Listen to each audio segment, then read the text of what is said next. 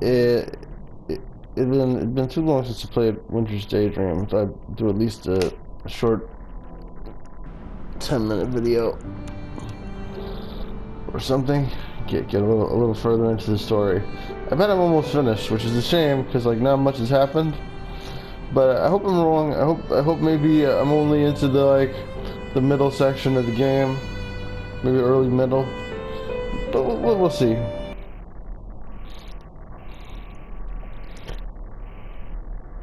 I would like this game. And not that I want the game to overstay its welcome, but I'd like it to have a good meaty story. You know that really feels like it earns its ending. Like I'd like for something interesting to happen with the sister and the grandmother. I wish the parents were also visible. After that dramatic incident in the cafe, all the fun seems to vanish from my shopping trip with my grandmother. I down my cold coffee in one gulp and consume my lemon bar in 2 bites. As it turns out, the second bite is a bit too big for me to manage, and I choke. What? My grandmother has to reach across the table and pat me on the back, which is more than a little embarrassing. I should be old enough by now to eat my food unaided. That's true. Then, after meandering around a few more shops, no longer with any real aim or purpose, the two of us go back to my grandmother's home. So this has happened for a reason, or is this just filler? I guess it's sort of showing the character's struggle to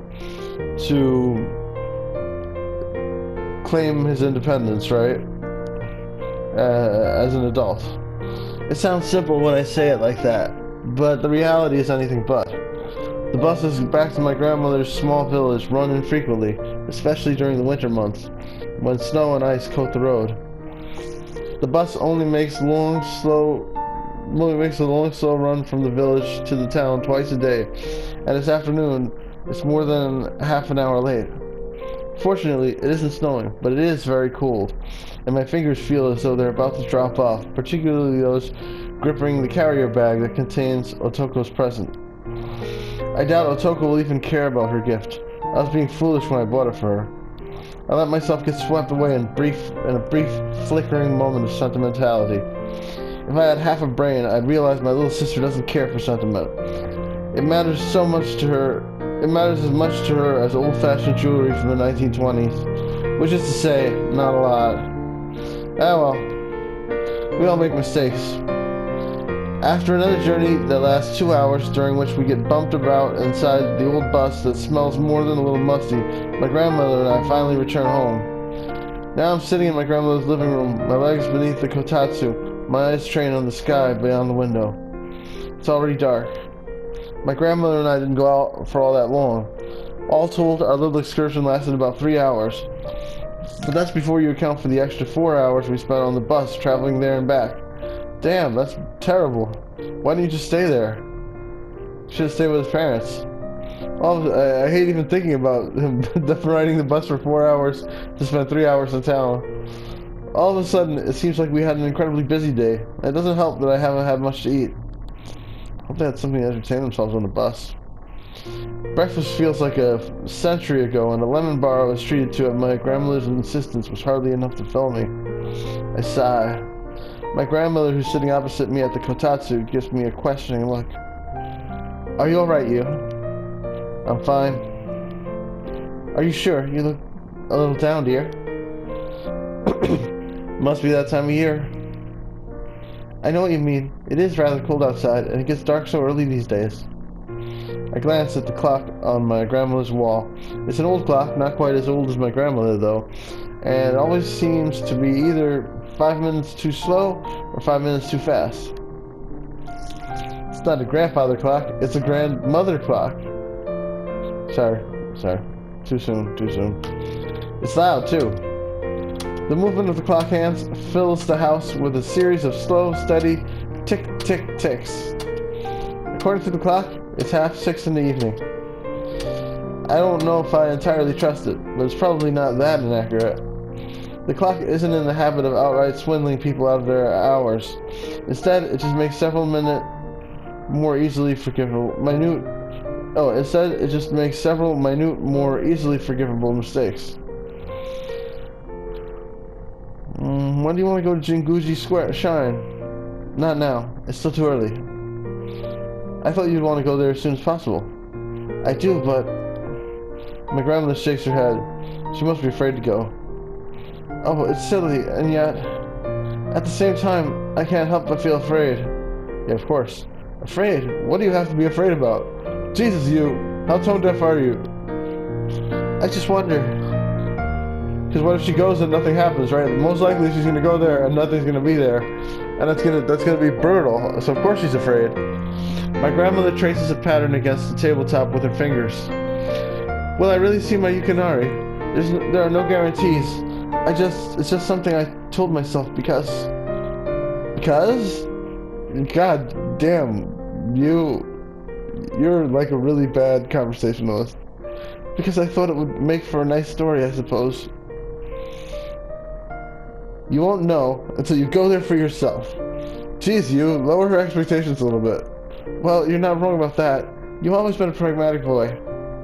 I'm just trying to be sensible. Yeah, it's not sensible. You gotta lower her expectations. Be like, let's go, but let's be mentally prepared. Probably nothing's gonna happen. Ah, yes, common sense. I guess something probably will happen. I guess nothing could happen, and then something rewarding could happen afterwards, right? So yeah, we don't really know. Yeah, this could be like a really brutal moment when they go there. My grandmother nods her head as though common sense is an old acquaintance of hers. My mother always said I lacked it. I was too busy drifting through life, my nose stuck in books. That's why I was so taken in when I met Yukinari. I thought, when he caught my shawl, it really did seem like something from a novel or a stage play. Plays and books have to come from somewhere. They don't materialize overnight. People dream them into existence. I certainly did a lot of dreaming when I was a little girl.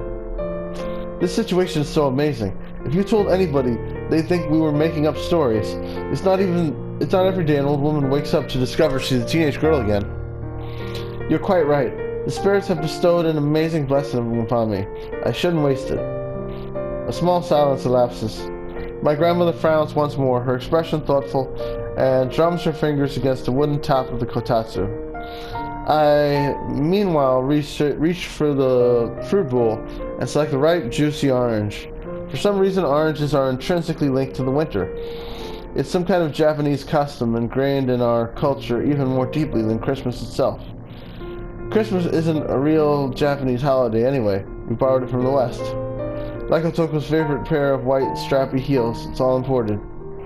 The oranges in my grandmother's fruit bowl, however, are locally grown. I peel the orange slowly, removing all the white pith. I'm fairly good at precise, finicky things like this.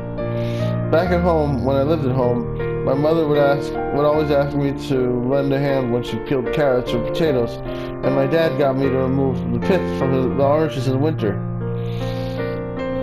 So this is showing like all his nostalgia for like all the little cultural things that he's been taught, right? I guess getting fruits and vegetables is my special talent. Not that it's much of a talent. As I peel the orange, trying not to get my fingers sticky, I ask, "So, are you going to the shrine?" I suppose I should. I mean, I did buy that kimono. It would seem a shame to waste it. Was it very expensive? A woman doesn't tell. It was very expensive. We knew that. My grandmother presses a finger against her lips. But it's a very beautiful pattern. Flowers on a pink background with a lovely ribbon around the obi. I wanted a flashy obi like that when I was younger, but my mother said it was too garish. She said it would make me look like an easy woman. You're a naughty girl, Meko. You should listen to your parents. My grandmother laughs, and that was like a really creepy line to say to your grandmother. My grandmother laughs and glances at the plastic bag from the Tamayura she left resting by Lisette's cupboard. I never thought I don't know how to tell your young grandmother that she's a naughty girl. That came off pretty weird. Maybe in Japanese it would seem less weird. I never thought I'd have the chance to wear something so pretty. Not in my lifetime. It would look silly, a bit silly for an old woman to wear something so lovely. I thought you didn't care what other people think about you. I don't, not particularly, but sometimes even I want to look pretty. You can already deserve that much. My grandmother sighs softly as her eyes linger on Grandfather's shrine. His frozen face, surrounded by a wooden frame, looks back at us. He's smiling brightly. If I was more taken to flights of fancy than I am, I might presume his smiling face is some kind of sign. Come on, Umeko, old girl. What are you waiting for? Don't you want to come see me again? Yeah. If my grandfather were here, in this very room, I bet he'd say something like that. Then he'd probably ask me to peel him an orange. Well, it's still much too early to go to the shrine. I'll give it another hour or so, until all the stars are out in the sky. I think that would be much more romantic. Was the sky full of stars when you first met Grandpa? A whole host of them. It really was beautiful, and he could name them all too. That's what he told me. Sounds like he was trying to impress you. Maybe so, but he didn't need to. He'd impressed me already. Back then, I thought he was the most wonderful man in the world. And part of me still does. Only part. Sorry. I guess nothing can come between young love. Nothing except old age, at least. Now you. Do you want something to drink? Sounds like a good idea. I thought so too. These old bones need warming up. I don't think your bones are that old right now. A cup of green tea's just the ticket. I nod, still picking at my orange. It isn't snowing outside, but it is rather cold. I can hear a bitter wind blowing against the window panes, making them rattle. Alright, that should be a save. I think every time the screen's changed, it's a save, so we're in a save, and I'm gonna turn the game off now. So that's all for A Winter's Daydream. See y'all next time. We'll find out what happens at the shrine finally. I think it's gonna be bad, but hopefully I'm mistaken. I'm hoping that her husband will be there, or his spirit, or something. This old wooden house is poorly insulated, and the cool air snakes in through the gaps and cracks. That's not good. The air swirls about the living room, nipping at my fingers and my nose, even as I try to burrow the lower half of my body beneath the kotatsu. Kotatsu is a blanket, right? I pop a segment of orange, now devoid of white pith, into my mouth and chew slowly. My teeth break the translucent skin of the orange, and its juice flows freely across my tongue. Mmm, yummy.